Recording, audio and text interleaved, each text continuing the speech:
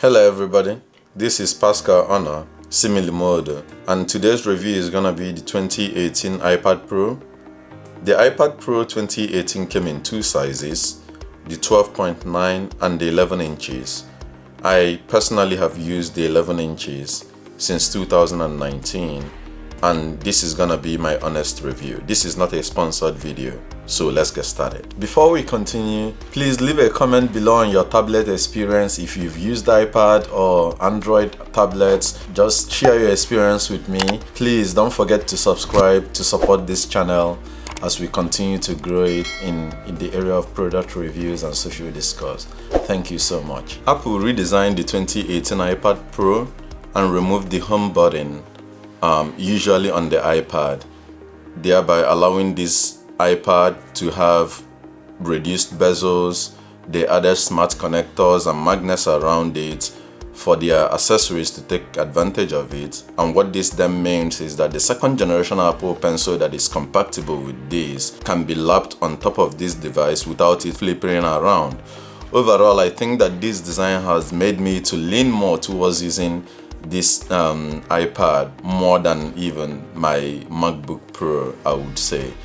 And I think that experience has been very wonderful, and this will bring me to the next point, the performance. This device will give you great performance because it has the Apple A12X Bionic chip, and it is very impressive in my opinion. You will never experience any lag. Anything you throw at this device, it will handle them, provided the iPad can handle that workflow. It will handle it very well.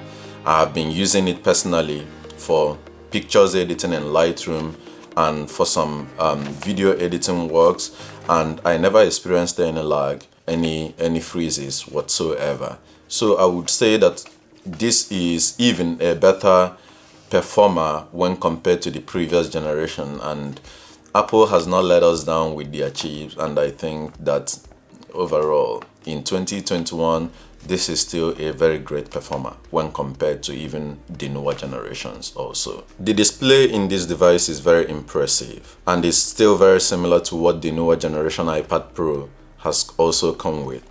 And I mean, when you look at the brightness, the color presentation, it is very accurate, and you wouldn't strain your eyes while looking at it even when it's at the brightest stage. It has the 120 Hz refresh rate display, and that means that during your scrolling experience it will even be more smooth, and if you like to play games on it, you won't experience any lag or any delay whatsoever.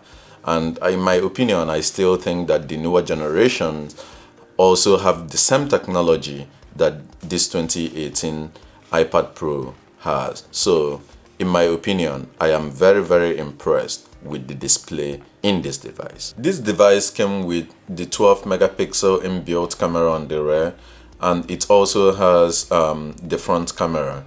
I have not used the rear camera because I have not had any need for it. Anytime I'm shooting on rear camera, I always see myself using the iPhone or my Sony cameras. But I have used the front camera for FaceTime, Zoom, Skype, and in my opinion, I am very satisfied with the output that I see while doing that. However, if you are considering newer cameras, yes, I would advise to go to the 2020 models that has an additional, the wide angle camera, and then it has the LiDAR sensor. This one does not have the wide angle camera, and it doesn't have the LiDAR sensor for you to take advantage of all the artificial intelligence stuff that LiDAR will offer you. However, I would think that in my use case, this camera has performed well. Battery.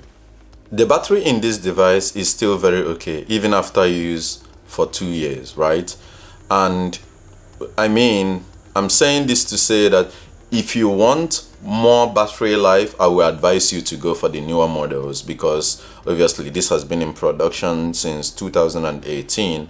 But if you don't care more about the battery life, I believe this battery will last you almost a day.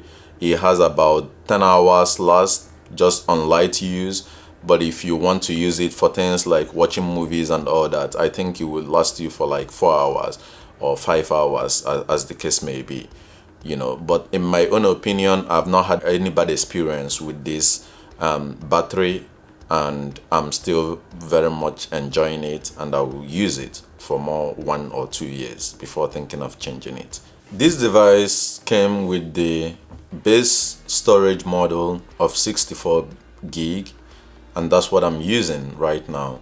Now, when compared to the newer generations, they came with the base of 128 gig, and so if you are looking to get more storage out of your device, obviously I will advise you to go for the more newer models, but have it in mind that you will still pay for it. I have not, had any need for me to complain about my storage in the last couple of years that I have used this, and that's my honest opinion on that. In conclusion, the 2018 iPad Pro is still a very great product, even in 2021, because you pay less and get almost 95% of what you will get in the newer models. However, if you are looking to get the wide angle camera that you will be using alongside with your iPad Pro, or even more storage, or even the LiDAR sensor, then I will point you towards getting the newer editions, which is the 2020 and the 2021 model.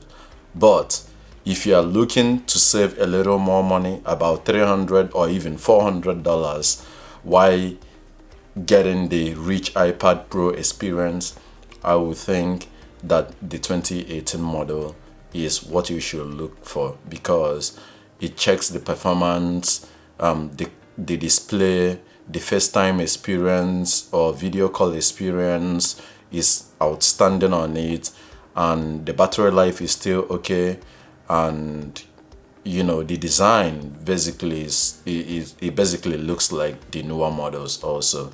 So that's my honest opinion on this. Please subscribe in the channel, at the channel, and support this channel by commenting and liking this post, and then share your experience, your tablet experience with me, and we'll keep growing this channel. Thank you.